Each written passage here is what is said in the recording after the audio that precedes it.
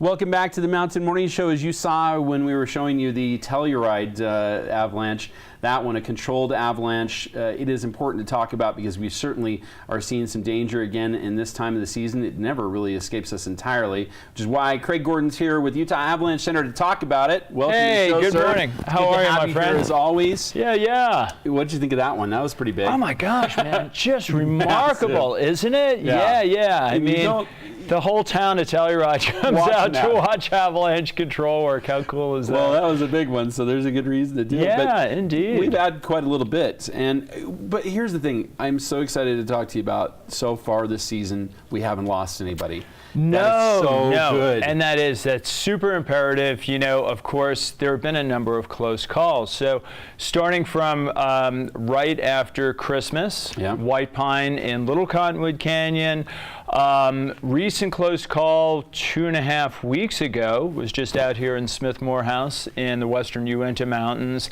And then, remember last week at this time, what's happening? It is snowing, it's blowing. I mean, it is just storming to beat the band. And a lot of people weren't paying attention. They were worried about Sundance, going to films, weren't thinking about it. And now they're like, but there's and there's no powder on the mountain, but there's powder in the backcountry. And they think, I'm going to get out. Lots of snow, right? Yeah. And again, last week at this time, it was snowing a couple inches an hour. The Big and Little Cottonwood Canyon had, kind of its hands full for a while.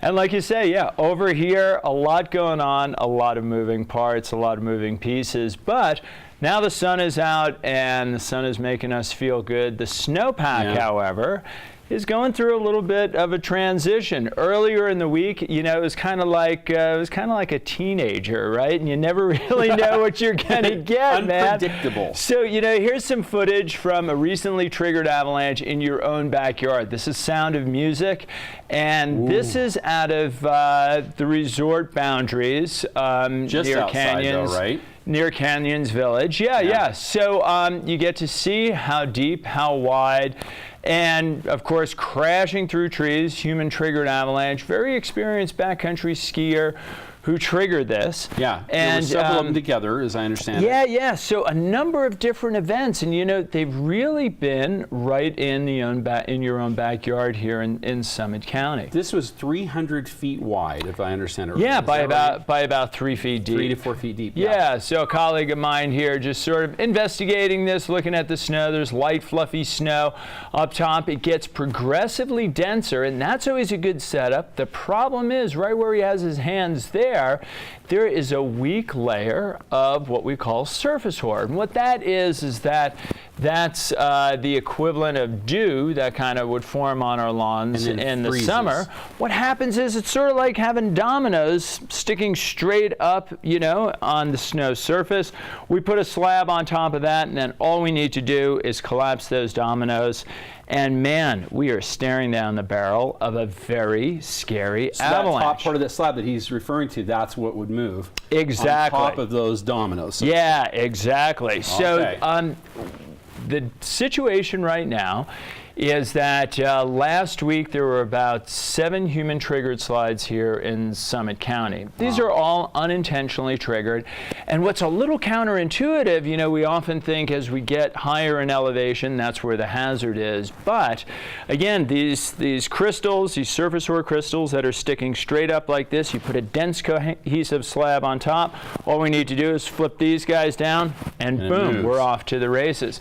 So again, last week, this is sort of what things look like, right? It is just stomping out there, 1, 2, 3 inches an hour snowfall. And then, we go through what the snow does when it starts getting overloaded rapidly. We see natural avalanches. Once we start getting on the snow, though, it's a different deal. And of course, we started seeing this string of human-triggered avalanches. So with these circumstances, with this setup, what we need to do is constantly investigate to see what that layering looks like. So this is what those crystals look like. I mean, just to the naked eye, you can see how fragile these things are. But what happened mid-month was that we covered these over with a light layer of snow, preserved them. and then put a dense, heavy slab on top. So what and makes, it really does preserve. People don't understand this. It's not just compacting all of that. No, that stays there. It actually can hold that up, stays there, so and to that's speak. the crazy thing. So what happens with this kind of recipe is that you can trigger avalanches from a distance. You can trigger them low on the slope. And what's really spooky is you can remotely trigger avalanches, and that means you don't even have to be on the slope to trigger them. A couple close calls here, again, just in our own backyard. There's a picture of, this is Mount Air, and this was a week ago tomorrow. A number of experienced riders were out on the slope, collapsed and triggered this avalanche from a distance. I mean, fortunately, like you said, everybody at the end of the day has come home alive, unscathed. But we've had some burials. We've had some that have had to be.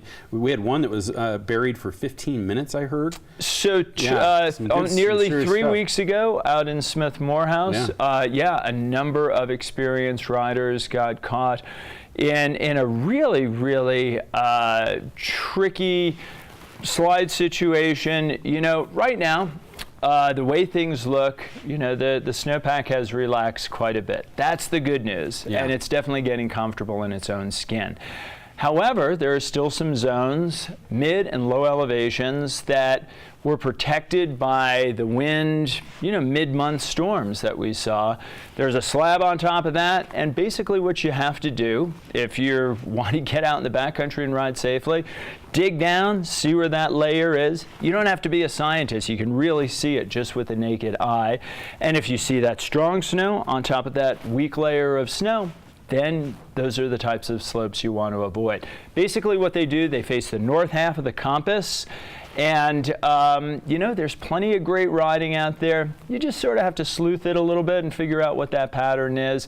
I think eventually here, with the warmth, with the snowpack starting to consolidate and settle, that we'll start to see this problem trend more towards predictability and certainly towards more stability in the snowpack. 30-degree slope, that's about as steep as you want to get on in some of these you areas that are a little rough. What's tricky about this is even from a 30-degree slope, if you're connected to something steeper and you collapse that slope, it's coming down on top of you. Yeah. Pushes you into a tree, you're in real bad shape. Exactly. So again, you know what you have to do is just do your own little investigating. You got to figure this out, and you know, the pattern is a little bit hit or miss. So if you're seeing that theme of, well, we've got this slab and there's a weak layer of snow underneath, you know, dig around, see if that's the constant theme, and if it is, those are the slopes to be avoided. Yeah, move on. Move on. I'll tell you, right now there is plenty of great riding to be had, and what a remarkable snowpack we've had. It was a tremendous January. I mean, our snow and particularly our water numbers, man, they just crushed it, didn't they? Yeah, we were at the January total on January 5th. Nice. Yeah. Isn't that amazing? Remarkable. Everything from January 5th on was just, you know, gravy, so to speak. So it's money in the bank right now, and again, there's plenty of great places you can ride in the backcountry. You know, of course, we ask all of your viewers to visit our website, and that's UtahAvalancheCenter.org. Plenty of great info there. There's videos, there's tutorials that you can see kind of the avalanche dragon that we're dealing with. And, you know, weather-wise, it looks like maybe we got a couple weak brush bys later in the week. Little one on Thursday, Friday, Saturday. Okay, and maybe that kind of opens up the door to some things next week. It does look like we get more into a progressive pattern, and we're going to start to see some storminess come back. So, you know, it's a nice time to maybe work on your tan, get out in the sun, enjoy this awesome weather. And of course, you know what? If you have any doubts about your snowpack assessment stabilities, avalanche rescue skills, go ride the greatest snow on Earth at the greatest resorts on Earth. Man, they're right in your own backyard. So stay in bounds if you need to. Indeed. And of course, training available. You guys got some coming up here, is that right? Always. You know, check our website because it is always really fluid. Lots of stuff going on, and certainly our premier basic avalanche awareness presentations, Know Before You Go, those are being busted out all over the state at any given time. As always, I appreciate you being Rock here. on, Craig, yeah. Making sure we're safe out there. You want to be so safe, because right now we are so fortunate not to have lost anyone as somebody who has in the past. I remind you that it's not just you that you're putting at risk, it's the family that will miss you. So just take care, be safe, and make sure that everybody knows where you're going, when you're expected back, and you have all the gear you need, and you know how to use it. That's the most important part. Much more coming up here on the Mountain Morning Show right after this.